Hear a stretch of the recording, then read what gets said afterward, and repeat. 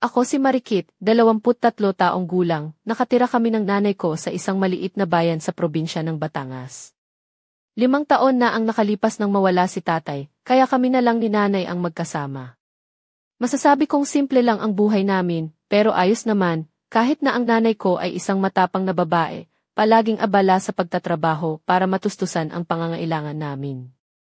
Wala akong mga kapatid, kaya niyayakap ko si nanay bilang aking kaibigan at kasama sa lahat ng bagay. Malapit kami sa pinsan ni nanay, si Tito Lando, na 2 taon na mas bata kaysa kay nanay. Nakatira siya sa isang maliit na apartment malapit sa amin, kaya madalas siyang bumisita para kumustahin kami. Mabait siya, parang kuya na laging nandyan kapag kailangan mo siya.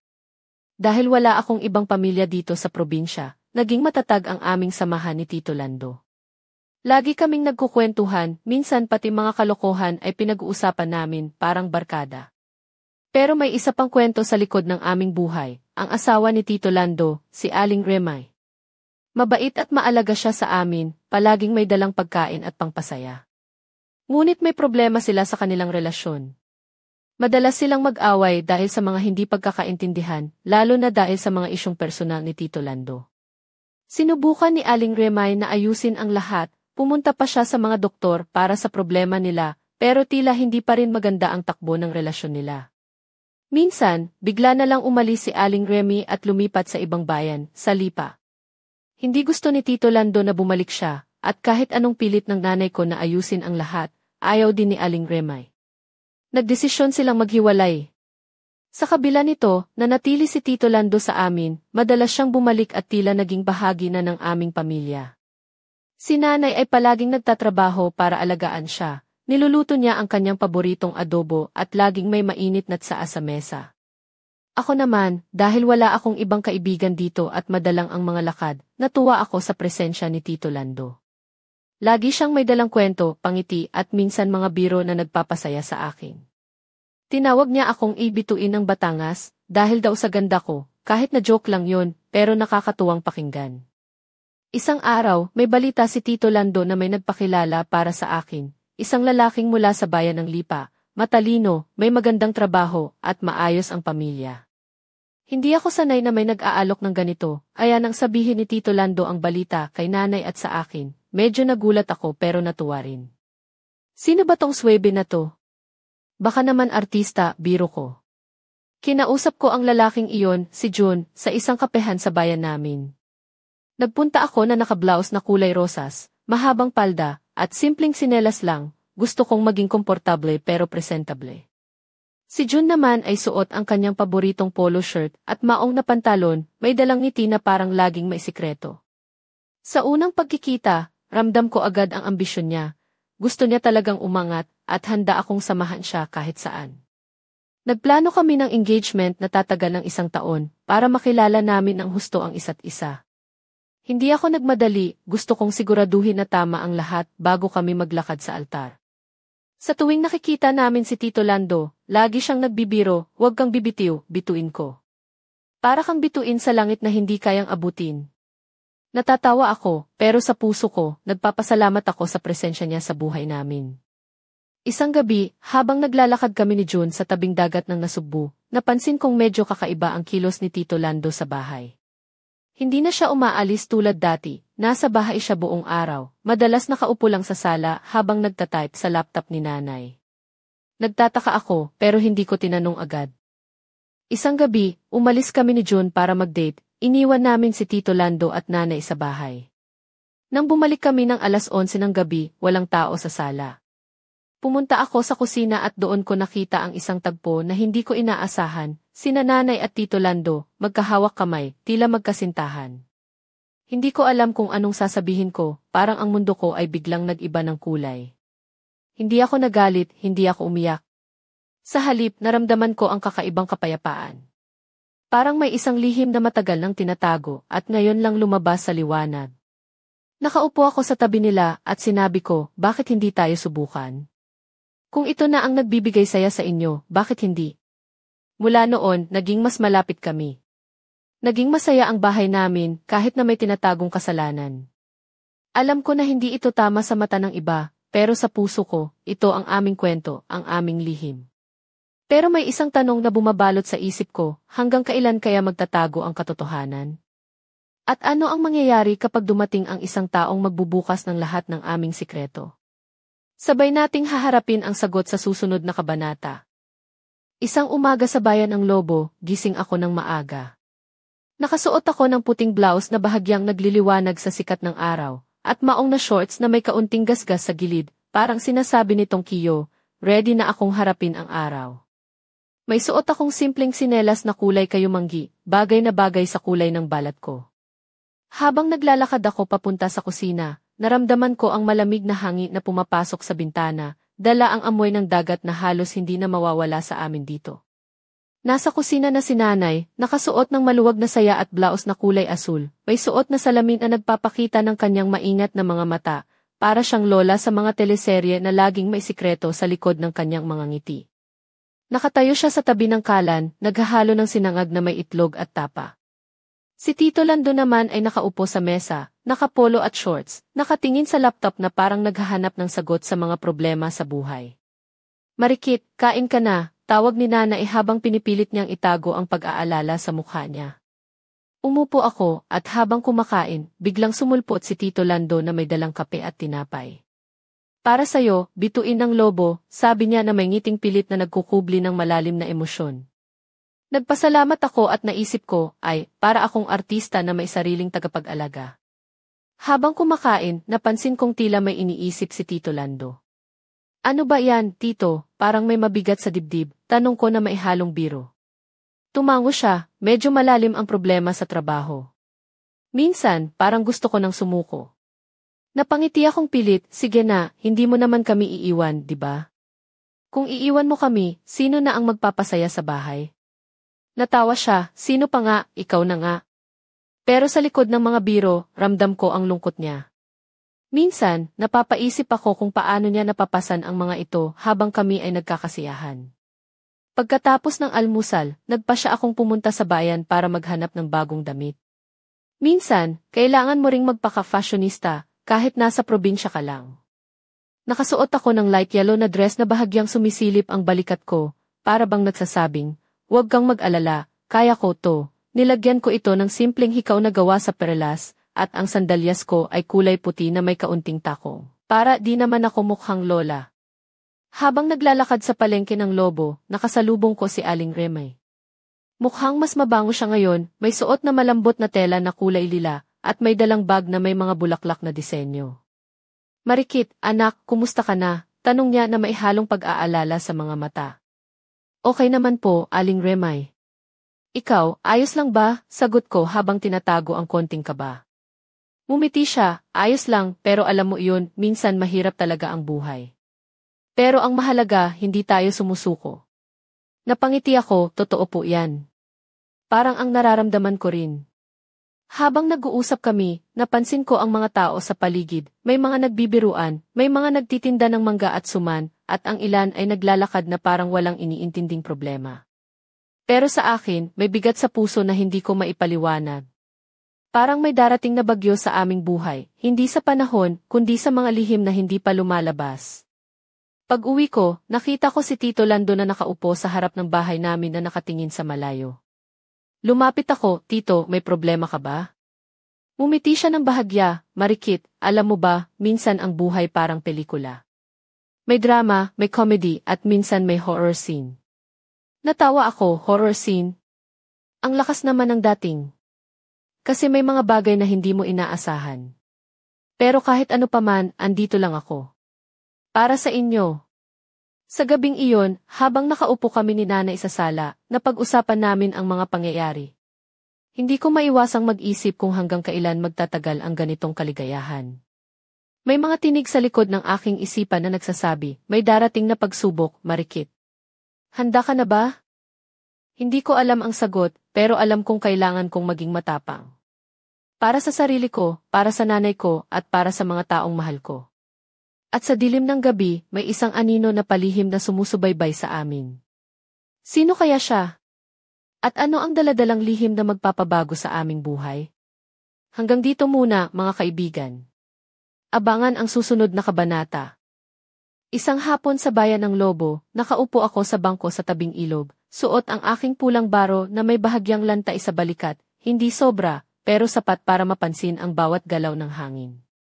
Mahaba ang aking palda na may maliliit na bulaklak na kulay puti, at ang mga sandalyas ko iyari sa ratan na may maliit na takong, nagdadagdag ng kakaibang alindog sa aking lakad. Sa aking mga daliri, nakasabit ang simpleng pulseras na galing kay Tito Lando, na para bang paalala ng kanyang malasakit. Habang pinagmamasdan ko ang dumadaloy na tubig, dumating si June, ang aking fiant, suot ang puting polo at maong na pantalon. Hawak niya ang isang maliit na kahon na may pulang ribbon. Para sa iyo, sabi niya habang nakangiti. Nilingon ko siya at bumiti, wow, may sorpresa ka pa pala. Hindi ka ba napagod sa trabaho? Hindi naman, basta para sa'yo, walang pagod, sagot niya habang iniabot ang kahon. Binuksan ko ito at nakita ang isang kwintas na may pendant na hugis puso, gawa sa pilak.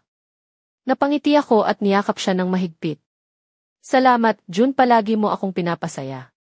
Habang nag-uusap kami, napansin ko ang kakaibang tingin ni Tito Lando mula sa kabilang dako ng ilog. Parang may malalim siyang iniisip at hindi niya kami titignan ng diretsyo.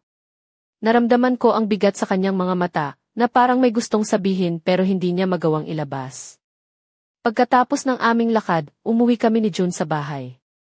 Nasa kusina si nanay, nakasuot ng kulay berde na blusa at maong na palda, habang naghahanda ng hapunan.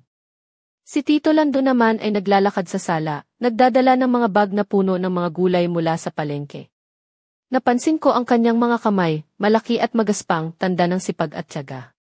Marikit, tulungan mo naman ako dito, sabi niya habang inaabot ang isang supot na mailaman.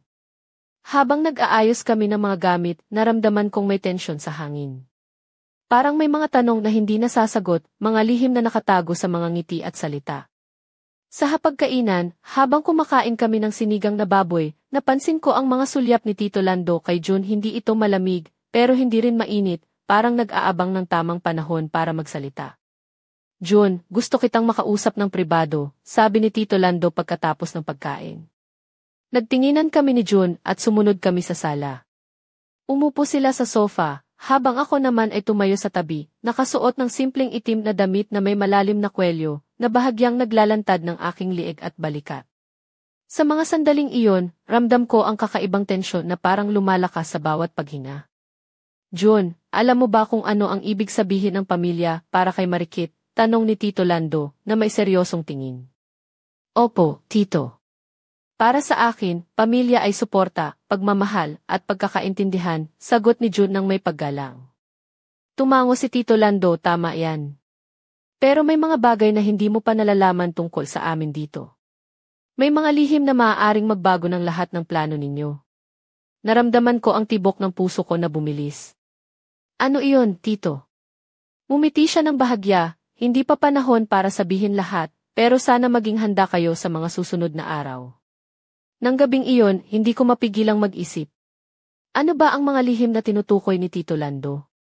At paano ito makakaapekto sa akin at kay June? Habang ako'y nakahiga sa kama, nakatingin sa kisame, naisip ko ang mga tanong na ito. At sa dilim ng kwarto, naramdaman ko ang malamig na simoy ng hangin na parang may nagbabadya ng pagbabago. Sa labas ng bahay, may isang anino na tahimik na naglalakad.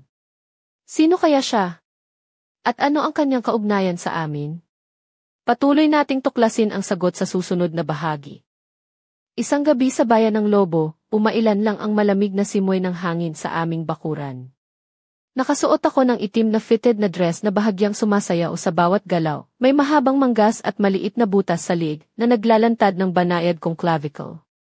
Ang aking mga paa ay nakasuot ng simpleng black sandals na may manipis na strap, hindi sobra, pero sapat para maging elegante sa simpleng pagtitipon namin ni Nanay at Tito Lando. Nasa sala kami, nakaupo sa malambot na sofa habang si Tito Lando ay nakasuot ng light blue na polo at maong, hawak ang tasa ng kape. Nakatingin siya sa akin na maihalo ng pag-aalala at pag-asa. Si Nanay naman ay maisuot na maluwag na kulay pastel na blouse at maong na palda, nakayuko habang inaayos ang mga gamit sa mesa. Marikit, may gusto akong sabihin sa'yo, panimula ni Tito Lando, na para bang mahirap pumili ng tamang salita. Tumingin ako sa kanya, puso ko'y tumibok ng mabilis. Ano iyon, Tito?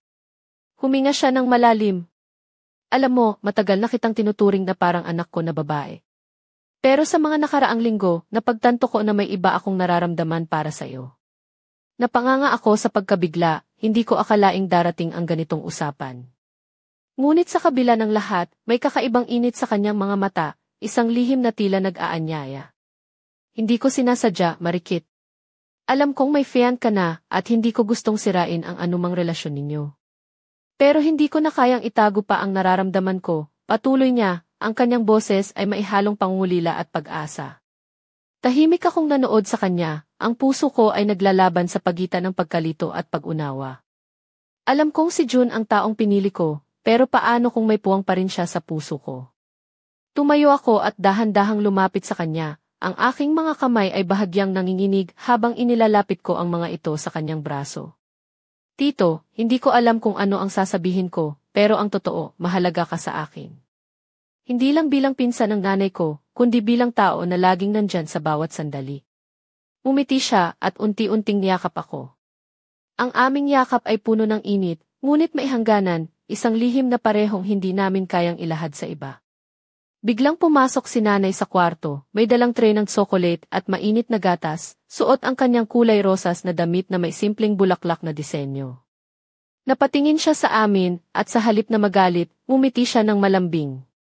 Kung ito ang magpapasaya sa inyo, ako ang masaya, sabi niya na maihalong pag-iyak sa mga mata. Sa gabing iyon, nagbago ang lahat sa bahay namin. Ang dating simpleng samahan ay napuno ng mga bagong damdamin na mahirap ipaliwanag. May mga tanong na hindi pa nasasagot at may mga lihim na unti-unting lumalabas sa dilim. Ngunit sa gitna ng lahat, may isang bagay na malinaw, ang aming pamilya ay hindi na magiging ganoon kadali tulad ng dati. Sa labas ng bahay, may isang tao na tahimik na nanonood sa aming mga bintana. Sino siya? At anong balak niya? Hanggang dito muna ang kwento sa gabing ito. Abangan ang susunod na kabanata.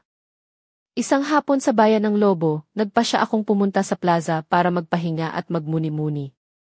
Nakasuot ako ng light blue na blouse na may malambot na tela na dahan-dahang humahaplos sa balat ko sa bawat galaw, at isang maong na palda na hanggang tuhod lang ang haba, na may maliliit na tahi na nagpapatingkad sa aking mga binti. Sa paa ko, nakasuot ako ng puting sinelas na may maliit na takong, sapat para maipakita ang aking pagiging simple pero elegante. Habang naglalakad ako sa ilalim ng mga punong mangga, may dala akong maliit na bag na gawa sa abaka, na may mga burda ng mga bulaklak, parang isang paalala ng mga simpleng bagay na mahalaga sa buhay. Naramdaman ko ang init ng araw sa aking balat, ngunit hindi ito nakakabagot, para bang binubuo nito ang enerhiya para harapin ang mga susunod na hamon. Biglang may tumawag sa akin mula sa isang tindahan ng kape. Marikit! Tara, inom tayo ng kapeng barako. Sigaw ni Aling Reme, suot ang kanyang kulay dilaw na saya at blouse na may mga disenyo ng mga bulaklak, habang may dalang tray ng mga kape at merienda. Tumango ako at sumunod sa kanya, sabay kaming umupo sa maliit na kubo sa gilid ng plaza. Habang umiinom kami, hindi maiwasang mapansin ko ang mga mata ni Aling Remay na tila may iniisip na malalim, hindi niya ito sinasabi, ngunit ramdam ko. Marikit, panimula niya, alam mo ba na may mga bagay sa buhay na hindi natin kontrolado? Minsan, kahit gusto nating ayusin ang lahat, may mga puwersa na hindi natin maintindihan. Napaisip ako, ano po iyon, Aling Remay?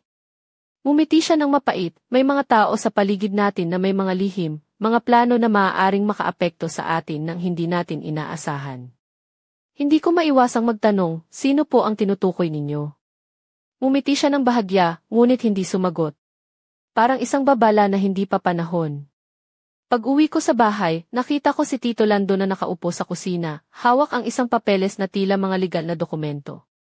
Nakatayo si nanay sa tabi niya, nakasuot ng kulay lila na blouse at puting palda, habang ang mga mata niya ay puno ng pag-aalala. Lumapit ako, anong nangyayari?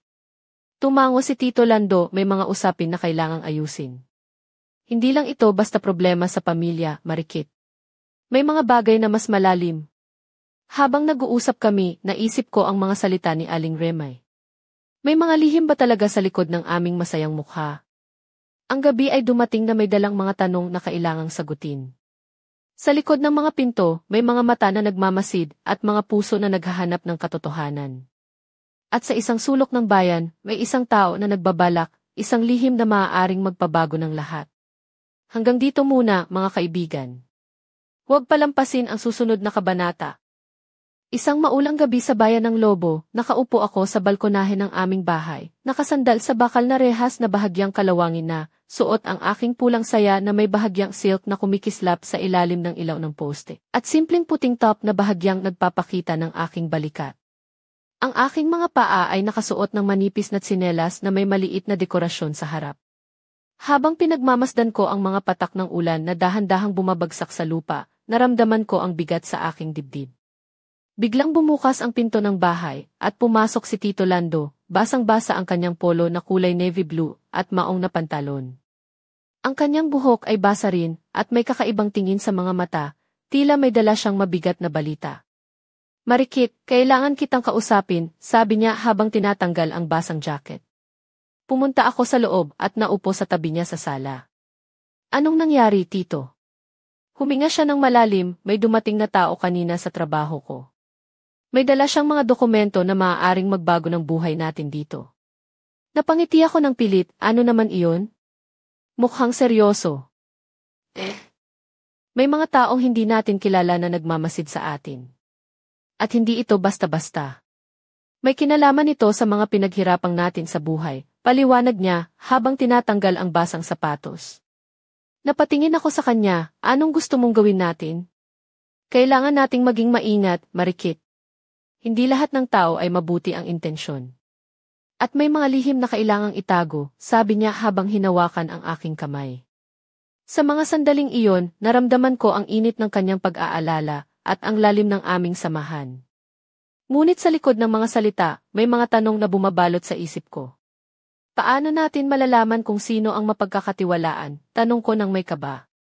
Ngumiti siya ng bahagya, "Dito papasok ang tiwala, anak. Sa isa't isa." Habang umaagos ang ulan sa bubong, napagtanto ko na ang aming buhay ay parang bagyong hindi pa dumarating, ngunit ramdam na ang lakas. Sa dilim ng gabi, may isang anino na palihim na pumapasok sa aming bakuran. Sino siya? At ano ang dala niyang lihim? Abangan ang susunod na kabanata. Isang maaliwalas na umaga sa bayan ng Lobo, nagising ako sa tunog ng mga ibon at malumanay na hangin na pumapasok sa bintana. Nakasuot ako ng puting damit na gawa sa magaang tela, na may maikling manggas at bahagyang bumabalot sa aking katawan, nagpapakita ng mga kurba ng hindi labis na mapanukso. Ang aking mga paa ay nakasuot ng kulay beige na sandalyas na may maliit na takong, perpekto para sa mahabang lakad sa palengke. Lumabas ako ng bahay at nilakad ang tahimik na kalsada patungo sa palengke.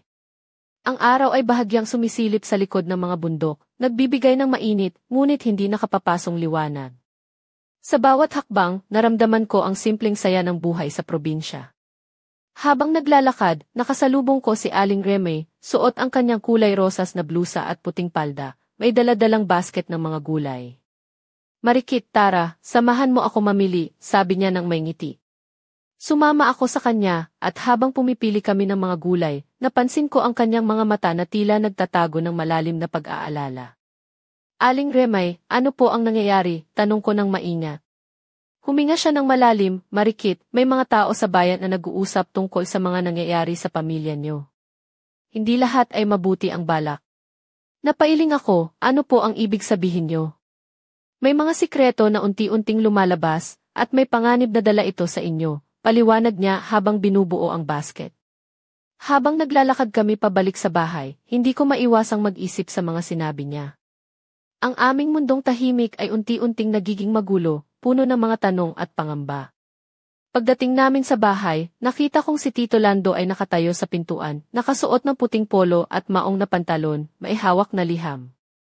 "Ito ang natanggap ko kaninang umaga," sabi niya habang iniabot ang sulat. Binasa namin ito ng sabay-sabay. Isang babala mula sa isang hindi kilalang tao na nagsasabing may darating na pagsubok at kailangan naming mag-ingat. Sa gitna ng aming pagkabigla, napagtanto namin na hindi naligtas ang aming tahanan. May mga mata na palihim na sumusubaybay at may mga plano na maaaring sirain ang aming mundo. Ngunit sa kabila ng lahat, nagkaisang muli ang aming pamilya, handang harapin ang anumang bagyo na darating. At sa isang madilim na sulok ng bayan, may isang tao na nagbabalak, isang lihim na magpapabago sa lahat. Abangan ang susunod na kabanata. Isang gabi sa bayan ng Lobo, naglalakad ako sa makipot na daan papunta sa bahay ni Tito Lando. Nakasuot ako ng malambot na lavender na blouse na may bahagyang transparency sa mga manggas at isang maong na palda na sumasabay sa galaw ng bawat hakbang. Ang aking mga paa ay nakasuot ng simpleng puting tsinelas na may manipis na tali, nagbibigay ng kaunting alindog habang naglalakad ako sa madilim na kalsada. Habang papalapit ako sa bahay, narinig ko ang mga boses na nagmumula sa loob. May halong pagtatalo at pag-iyak, isang eksena na bihira kong marinig mula sa kanila. Pinaspasan ko ang aking bag ng mas mabilis, ngunit tumigil ako sa paglakad nang maramdaman kong may ibang tao sa likod ko. Nang lumingon ako, may isang lalaki na nakatayo sa dilim, may suot na itim na jacket at maong, nakatago ang mukha sa ilalim ng sombrero. Marikit, bulong niya, alam ko ang lahat ng nangyayari. Handa ka na ba malaman ang katotohanan? Napahinto ako, ang puso ko'y tumibok ng mabilis. Sino ka? At ano ang gusto mo sa akin? Ngumiti siya ng malamig, isa akong taong may koneksyon sa nakaraan ng iyong pamilya. May mga bagay kang hindi pa nalalaman, mga lihim na matagal nang itinago. Bago pa ako makasagot, mabilis siyang umalis sa dilim, iniwan akong nag-iisa sa malamig na gabi. Bumalik ako sa bahay ni Tito Lando, nag-aalangan ngunit kailangan kong malaman ang lahat. Pagpasok ko, nakita ko si Tito Lando at nanay na nag-uusap ng seryoso. May nagsabi sa akin na may panganib sa atin, sabi ko, at may mga lihim na kailangang malaman. Tumango si Tito Lando, tama ka, Marikit. Hindi tayo ligtas. Kailangan nating maging maingat. Sa gabing iyon, nagpasya kami na protektahan ang aming pamilya, ngunit ang mga tanong ay patuloy na bumabalot sa aking isipan. Sino ba ang lalaking iyon sa dilim? At ano ang kanyang kaugnayan sa aming nakaraan? Ang sagot ay unti-unting lilitaw sa susunod na kabanata. Isang umaga sa bayan ng Lobo, nagising ako ng maaga, nakasuot ng kulay cream na blouse na may malambot na tela na bahagyang bumabalot sa aking katawan at isang maong na palda na hanggang tuhod ang haba. Ang aking mga paa ay nakasuot ng simpleng sandalyas na gawa sa rattan, nagbibigay ng natural na ganda sa aking mga hakbang habang nilalakaran ko ang tahimik na daan patungo sa bahay ng aming kapitbahay. Habang naglalakad, naalala ko ang mga pangyayari noong nakaraang gabi, ang misteryosong lalaki, ang mga lihim na unti-unting lumalabas, at ang babala na bumabalot sa aming pamilya. Hindi ko maiwasang mangamba sa kung ano ang naghihintay sa amin. Pagdating ko sa bahay ni Aling Remay, naabutan ko siya na naglalagay ng mga gulay sa kanyang maliit na palengke sa harap ng bahay. Nakasuot siya ng simpleng puting blusa at kulay rosas na palda, may takip sa ulo na may mga bulaklak na disenyo. Marikit, anak, bati niya ng may ngiti, may mga balita ako para sa iyo. Lumapit ako, ano po iyon, Aling Remay? May mga tao sa bayan na nagsasalita tungkol sa inyong pamilya. Hindi nila alam ang buong kwento, pero may mga haka-haka na maaaring makasira sa inyo, paliwanag niya habang pinapahid ang pawis sa kanyang noo. Napailing ako, paano po namin haharapin ito? Dapat kayong maging matatag at higit sa lahat, magtulungan bilang pamilya. Ang katotohanan ay laging lumalabas, ngunit sa tamang panahon, wika niya ng may pag-asa. Sa mga sumunod na araw, nagsimula kaming magplano ni Tito Lando at nanay kung paano haharapin ang mga paparating na pagsubok. Ang aming tahanan ay puno ng seryosong usapan at mga hakbang upang protektahan ang isa't isa. Ngunit sa likod ng lahat, may isang lihim na patuloy na bumabalot sa aming mga puso, isang lihim na maaaring magpabago ng aming buhay magpakailanman. At sa isang madilim na sulok ng bayan, may isang tao na nakatingin sa aming bahay, may dalang mga plano na hindi namin inaasahan. Abangan ang huling kabanata ng aming kwento. Isang gabi sa bayan ng Lobo, nakaupo ako sa balkonahe ng aming bahay, nakasuot ng malambot na pulang damit na bahagyang sumasayaw sa hangin, na may malalim na liig na nagpapakita ng banayad na kurba ng aking liig at balikat. Ang aking mga paa ay nakasuot ng simpleng black sandals na may manipis na strap, na nagbibigay ng kaakit-akit na alindog ng hindi labis na mapanukso. Sa dilim ng gabi, pinagmamasdan ko ang mga bituin habang iniisip ang mga nangyari sa mga nakaraang buwan. Biglang pumasok si Tito Lando, nakasuot ng puting polo at maong na pantalon, may hawak na lumang kahon na tila puno ng mga lumang larawan at sulat. Umupo siya sa tabi ko at unti-unting binuksan ang kahon. Marikit, Ito ang mga alaala ng ating pamilya, sabi niya na maihalong lungkot at pag-asa. May mga bagay na kailangang malaman kahit mahirap tanggapin. Habang pinagmamasdan namin ang mga larawan, mga litrato ng mga lumang bahay, mga tao na hindi ko kilala, at mga sulat na puno ng mga lihim, napagtanto ko na ang aming pamilya ay may malalim na kasaysayan, puno ng mga tagumpay at pagkabigo, pag-ibig at pagtataksil. Hindi tayo nag-iisa sa laban na ito, sabi ni Tito Lando. May mga taong handang tumulong at may mga pangarap na dapat pang abutin. Ngunit bago pa man kami makapagplano ng mga susunod na hakbang, may kumatok sa pintuan. Isang lalaki, nakasuot ng itim na jacket at sombrero, na may matalim na mga mata. Handa na ba kayo malaman ang buong katotohanan? Tanong niya na may malalim na tinig. Napatingin kami ni Tito Lando sa isa't isa. Alam naming ito ang simula ng isang bagong kabanata, isang kabanata na puno ng misteryo, panganib at pag-asa. Ang aming kwento ay hindi pa tapos. Maraming lihim ang kailangang matuklasan at maraming pagsubok ang kailangang pagdaanan. Abangan ang susunod na yugto ng aming buhay, isang kwento ng pag-ibig, pagtataksil at paghahanap ng katotohanan. Hanggang dito muna. Maraming salamat sa inyong pakikinig.